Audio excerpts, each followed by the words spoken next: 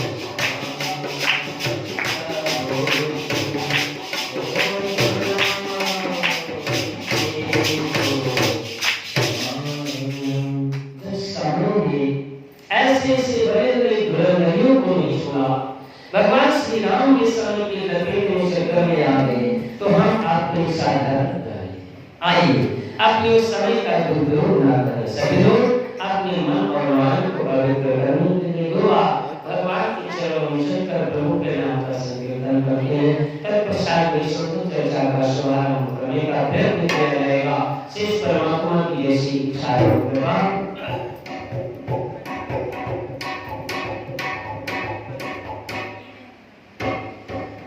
सीताराम बोलो सहारा ये सीताराम बोलो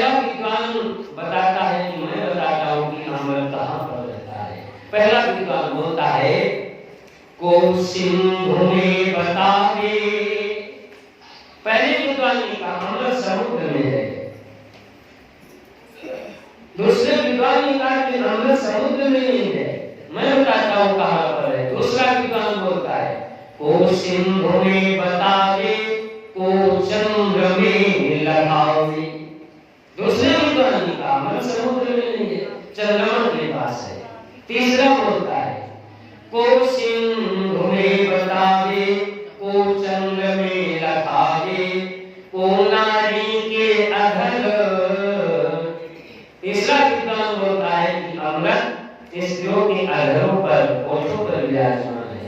क्योंकि स्त्रियों के अधर, शालिग्राम की बगिया, बच्चे का मुख, ये तीनों सदा सर्वदा पवित्र माने गए हैं। इसलिए उस विद्वान ने अमृत के विषय में बताया कि अमृत स्त्रियों के अधरों पर विराजमान रहता है।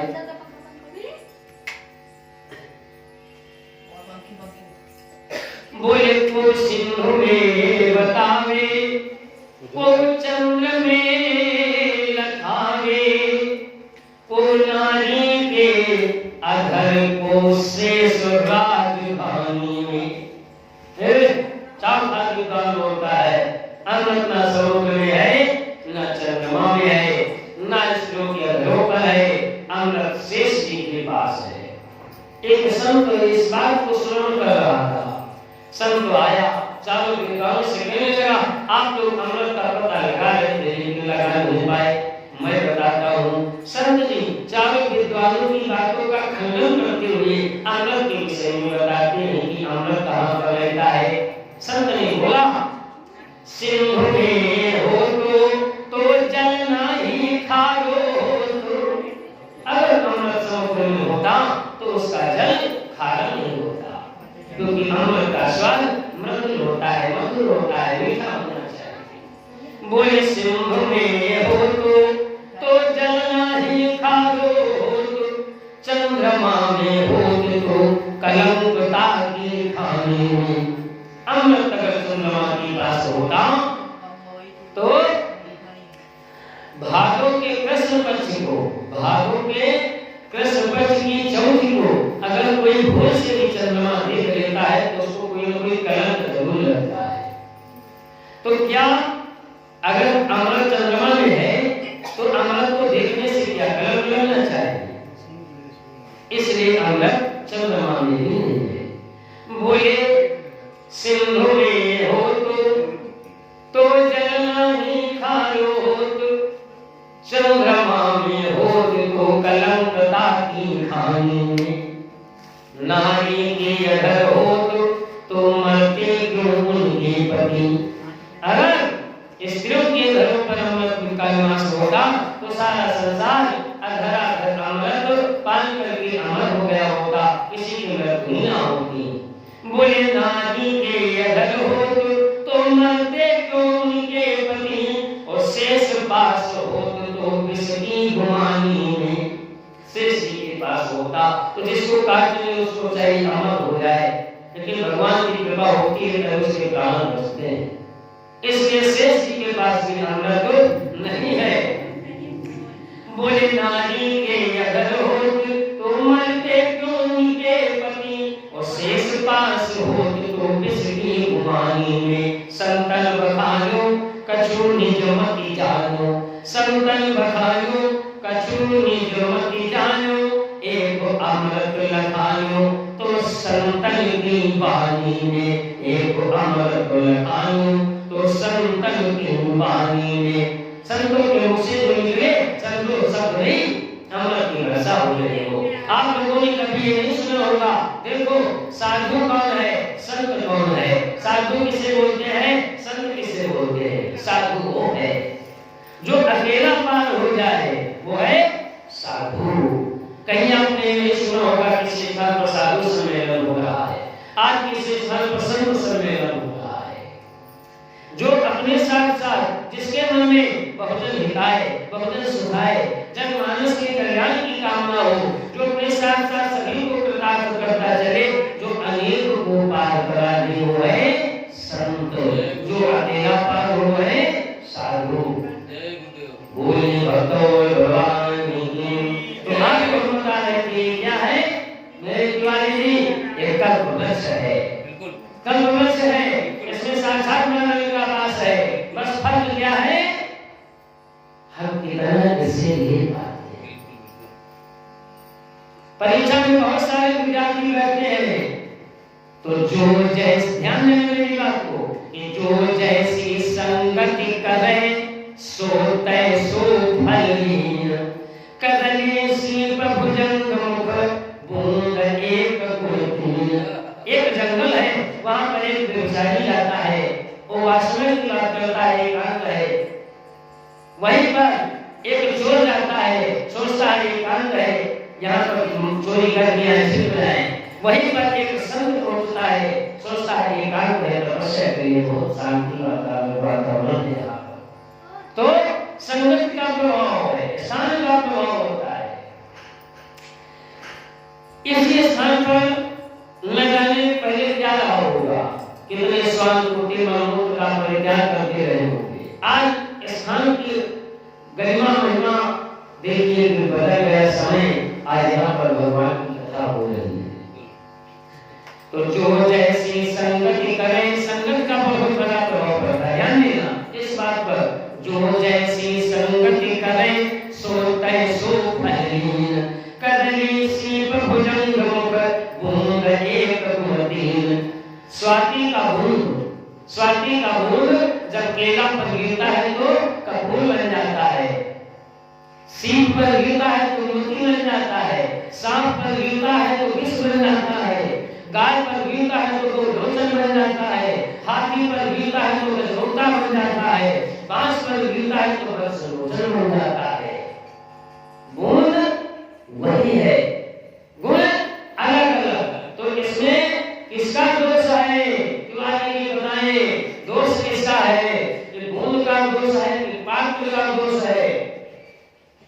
देखने को लेने के वाले दोष बूंद क्या है, पात्र क्या है? पात्र। हाँ वो पात्र है। तो जो जैसी संगति करे सो तय सो फलीन, और कदली सीप भुजंग मुख बूंद एक गुण तीन। तो इसलिए सदा अपने सेवकों का सम्मान करो, उनका आशीर्वाद दो, सुबह उठो, वंदना करो, माता पिता के चरण पड़ो, बढ़िया काम करो की सेवा, दीन दुखी का भला करो। सदा अपने सेवकों का सम्मान करना सीखें, इनका आशीर्वाद प्राप्त हो गया तो बुजुर्गों की दुआओं में बड़ी तासीर होती है, बुजुर्गों की दुआओं में बड़ी तासीर होती है, और उठाकर खाक भी दे तो बदल तकदीर देती है। तो आज सुखदेव जी महाराज राजा परीक्षित को कहने लगे कि हे राजन, जब इस धरातल पर पापियों का, अत्याचारियों का जन्म होता है, तब भगवान इस भूतल के किसानों का संहार करने के लिए कोई न कोई युक्ति अवश्य निकालते हैं। तो इसलिए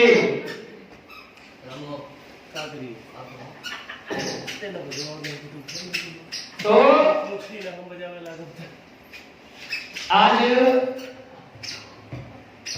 गणेश भगवान का जन्म किस प्रकार से होता है, और माता लक्ष्मी की पूजा गणेश भगवान के साथ कब से होने लगी, क्यों होने लगी?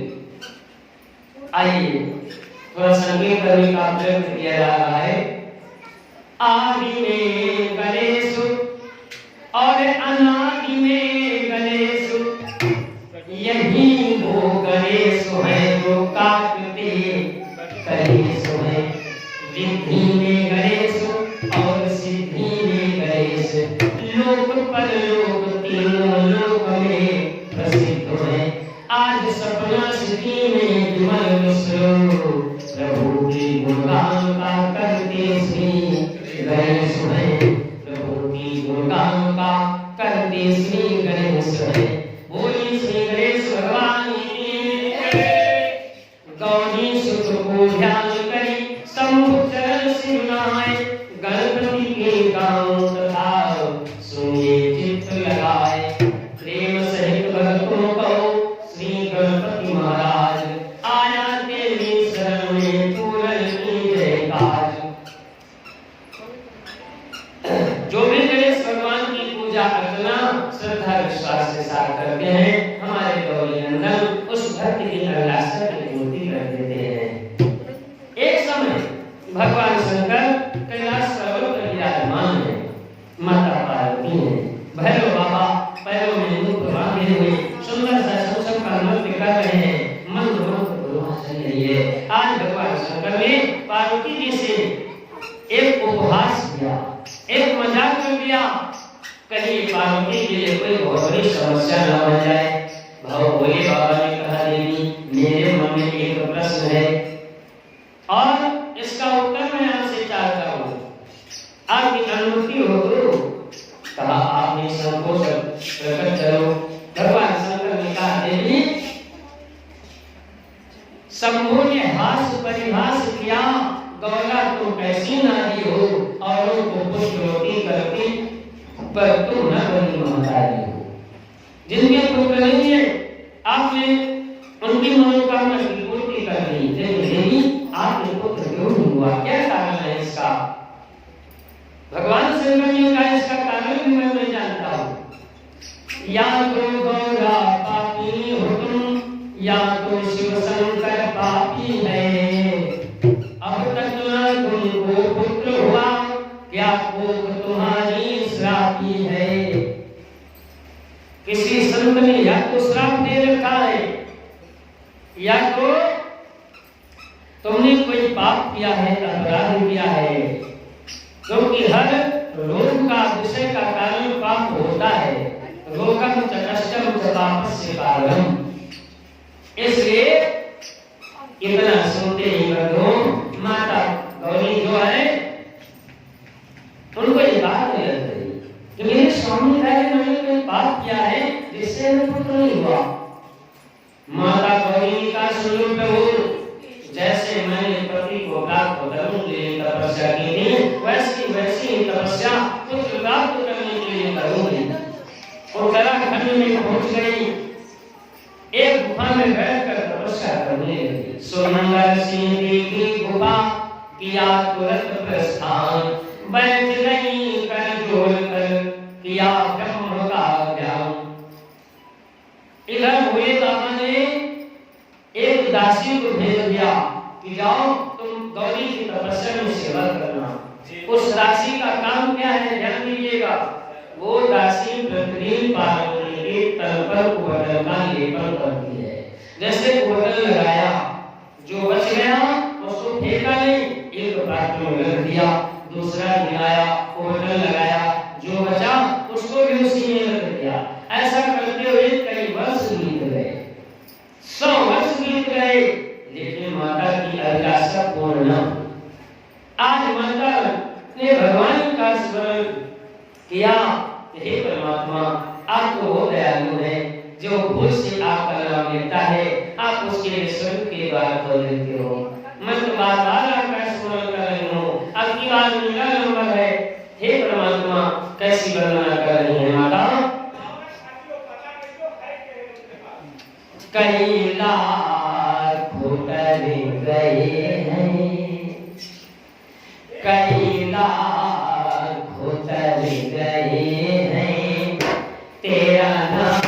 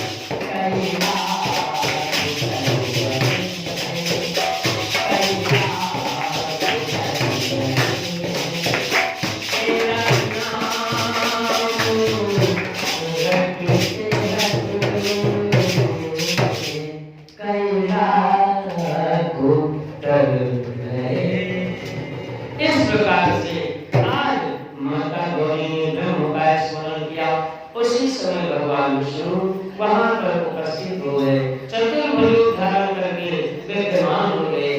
तो माता गौरी ने प्रश्न किया, प्रभु मेरी तपस्या में कोई दोष है, आप मेरी अभिलाषा क्यों नहीं पूर्ण करते? भगवान विष्णु ने कहा, देवी तुमने इतनी घनघोर तपस्या की है कि तुम्हारी कोख और पवित्र हो गई है। इस कोख में आने वाला हमें कोई दिखाई नहीं देता, मैं किसको कह दूं?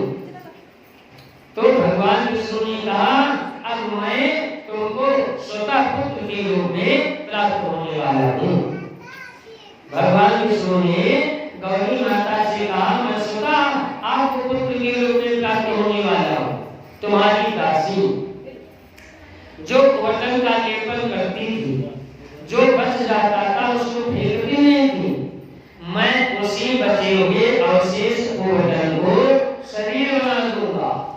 फिर मेरे शरीर से एक तेज निकलेगा, उसी में समाहित हो जाएगा और वही वटन बालक के रूप में परिणत हो जाएगा और इसका नाम होगा गणेश।